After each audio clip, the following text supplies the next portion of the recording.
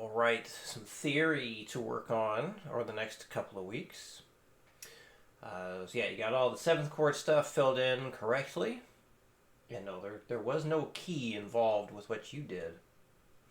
And it wouldn't matter if there was a key involved or not, because a major seventh can only be one thing, a minor seventh can only be one thing. Doesn't matter what key it's in.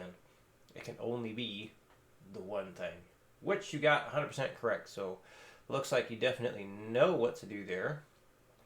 So this, what I'd like you to do, I'm going to have you fill in just like your basic major, minor, or diminished. Basic meaning like the most popular version of that chord you can think of. And then you turn it into the seventh chord. So for example, no sharps and flats tells us you know what key we're in. So we start with just your basic old, oh, that's the wrong channel.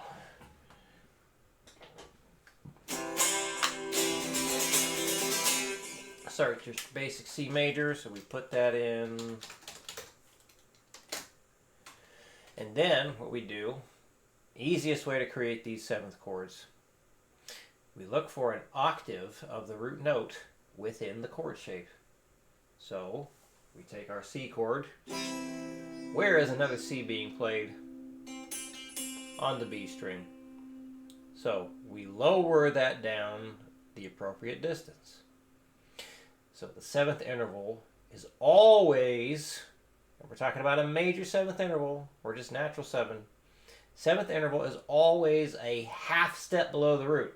So we take this octave and drop it down a half step. So just open it up, boom. You got yourself a C major 7.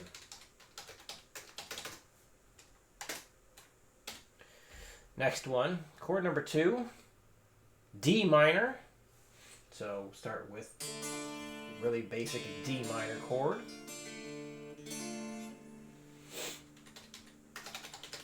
Oops. Once again, we look for octave. Look for an octave of the root note.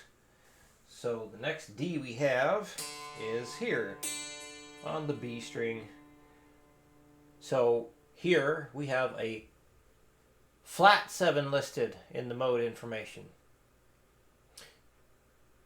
So we're going to take the octave, that D note there, and we're going to lower it one whole step, because the flat 7, also known as the minor 7th interval, is always a whole step below the root.